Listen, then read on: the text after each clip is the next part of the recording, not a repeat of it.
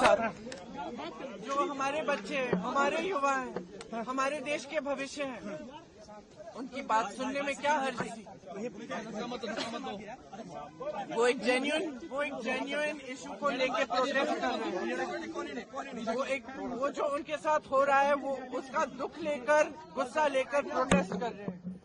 तो जो उनके रिप्रेजेंटेटिव्स हैं, हम सारे, हमारी जिम्मेदारी बनती है कि उनकी आवाज हम ऊंची करें और उनकी आवाज हम बुलंद करें और उनके सपोर्ट में हम खड़े हैं, क्योंकि उनके साथ जो कल हुआ वो एकदम गलत है। ये एक लोकतंत्र है, it's a democracy. In a democracy, right to protest, it's a fundamental right. Nobody has the right to protest.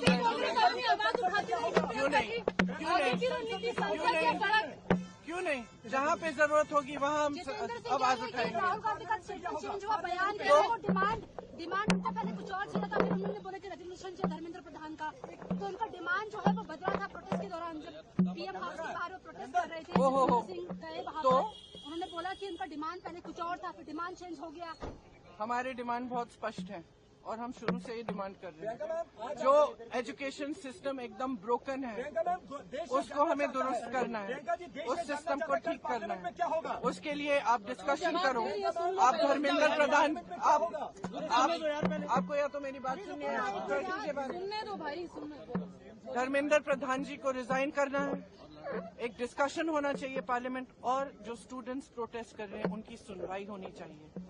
हम कहते हैं, हम पार्लियामेंट में हम क्या कर रहे हैं, कौन सी बिल आ रही है, फिर से वंदे मातरम की इज्जत की बिल आ रही है। क्या मतलब है इसका? क्या मतलब है इसका? वंदे मातरम का मतलब क्या है? अपनी मातृभूमि के लिए, अपनी मातृभूमि की इज्जत।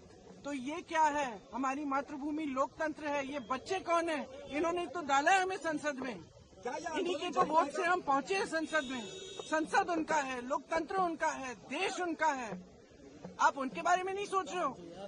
उनके लिए बिल क्यों नहीं आ रही है एजुकेशन सिस्टम के ओवरहॉल के लिए? एजुकेशन सिस्टम में जो पैसे खर्च रहे हैं 1.4 लाख करोड़ रुपए, आपने कभी सोचा है अडानी और अंबानी के लोन कितने माफ हुए? 16 लाख करोड़ 16 लाख करोड़ उनके लोन माफ हो रहे हैं।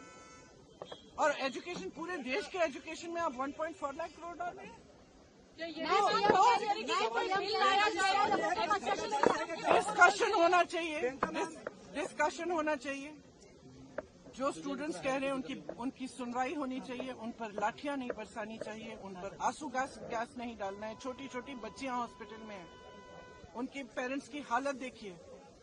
मैम, आम आदमी पार्टी और आप लोगों की जिम्मेदारी बनती है, आप लोगों की जिम्मेदारी बनती है कि आप स्टूडेंट्स की आवाज उठाएं, आप इस मुद्दे को उठाएं और आप देश को सच्चाई दिखाएं। मैम, आम आदमी पार्टी कह रही है कांग्रेस ने प्रोटेस्ट खड़ा कर दिया।